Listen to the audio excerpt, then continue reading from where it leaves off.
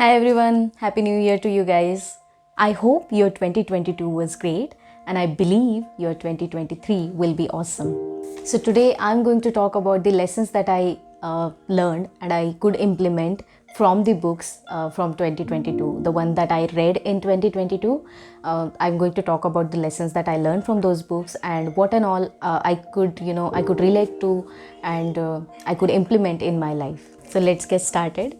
The first lesson that I learned in 2022 about the problems, how to solve my problems from one of the book that I read. There is one video also on the YouTube regarding this book, The Courage to be Disliked. It is one of my very favorite self-help book, which I could relate to totally, and I learned a lesson from that all my problems are interpersonal relationship problem. So if I want to solve a certain problem, I should first focus on why it is occurring in my life or why I'm facing that problem, and is there anything that I can resolve with perspective of a relationship. So if I maintain my relationships properly, be it personal, professional, anywhere, if I maintain those properly, there are the less chances of me facing the issues.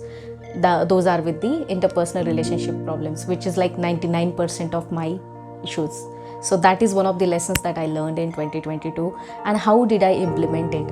So I could actually compartmentalize most of the things in my life. I learned how to not take things personally. I could interact with people with more empathy, and that way my relationships got improved. It helped me to resolve most of my problems. So it's like when you handle your daily interactions, your most of your problems will vanish. The second lesson that I learned is one of the very important lesson. You are what you think you are. I learned this lesson from Shoe Dog, in which Nike's founder, like co-founder, he was so ambitious. He could actually see the picture of him becoming the giant in the business world quite ahead. Like, of course, he struggled a lot, and what I'm trying to say is, if you picturize yourself with what you want to be in future, you will be that person. So it's like, do not focus on the issues or problems, actually manifest those things. Another book that I learned this lesson is from The Power of Subconscious Mind. Okay, most of the thoughts in that book also I could actually relate, and it was easier to grasp. So in that, there are so many things to how to picturize, how to manifest things, and how to train your subconscious to sort of believe in the things that you want. So it's like you get what you want only when you believe that you deserve that, and you think that you are actually the suitable choice for that particular dream. So it's like you are what you think you are. That's the lesson that I learned from these books. There is one more book that I learned this lesson from, is the Atomic Habits.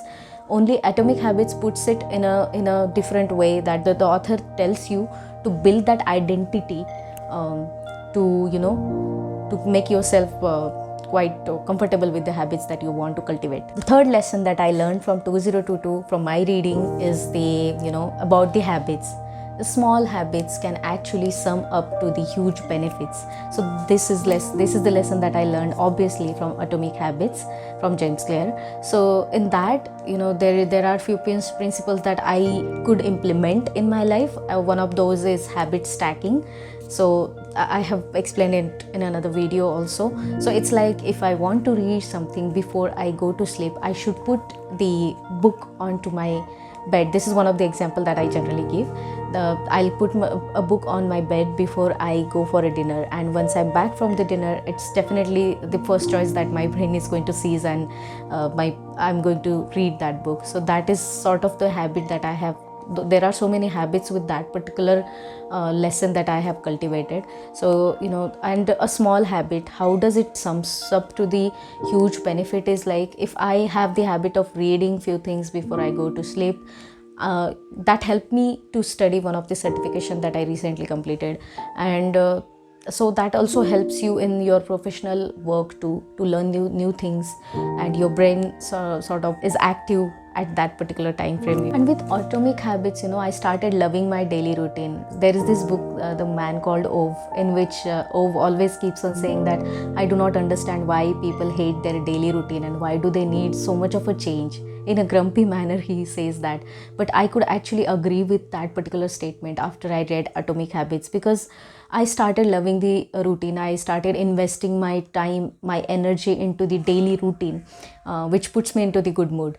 So it's like you don't have to have the huge breakthrough to get the huge benefits and get the meaning of life and get the peace also, or the happiness.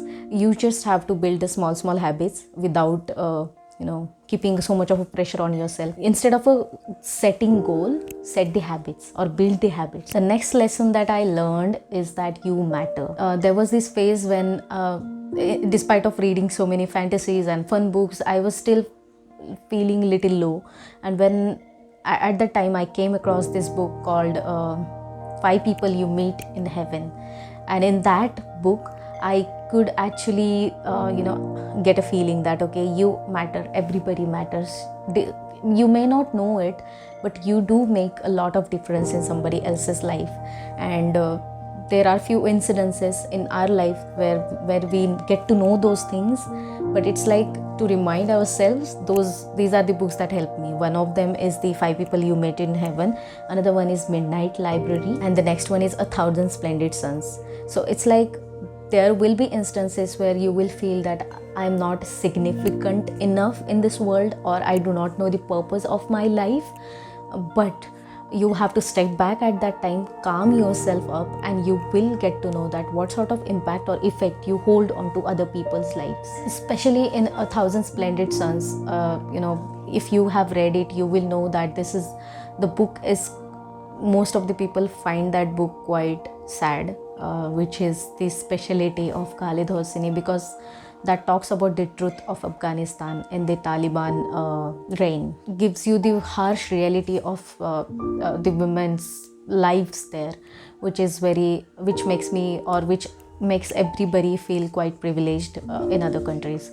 So that is another perspective to look at the A Thousand Splendid Suns. And in that there is this character called Mariam, which shows you how her life matters. In the starting of the book, you do not see any light, but as you go ahead, and that book will somehow teach you to look towards the light despite of being surrounded by the darkness. The next lesson that I learned in 2022 is quite harsh and hard hitting, that there is no substitute to this study, or there is no substitute to this struggle.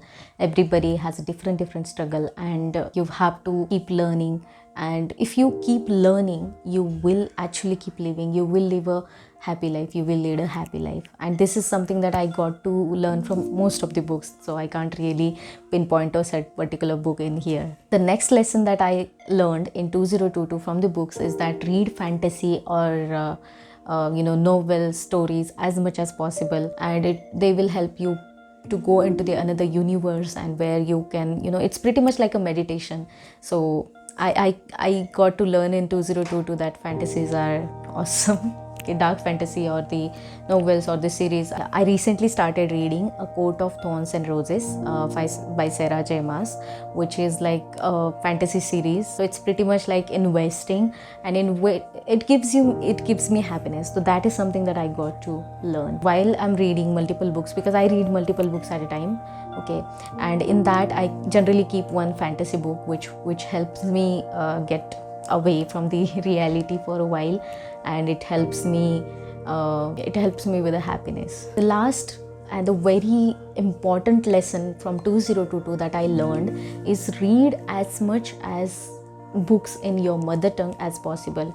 So if you are from Karnataka, you should read as much books as possible from Kannada language. Why? Because from a childhood we sort of hear a lot of our mother tongue, right?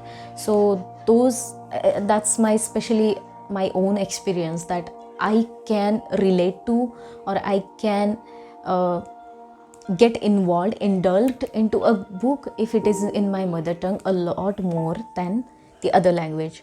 So in 2022 I read so many Marathi books, because that's my mother tongue, and I could actually, I enjoyed those a lot. So that is another lesson that I am keeping with me for 2023 also, to read as much as book possible in my own mother tongue. So these were the highlights of my lessons learned in 2022, which will help me grow in 2023 a lot. Let me know how could you relate to all of this, and enjoy the next year, enjoy the coming year. Wish you a prosperous year ahead. Thank you so much. Bye.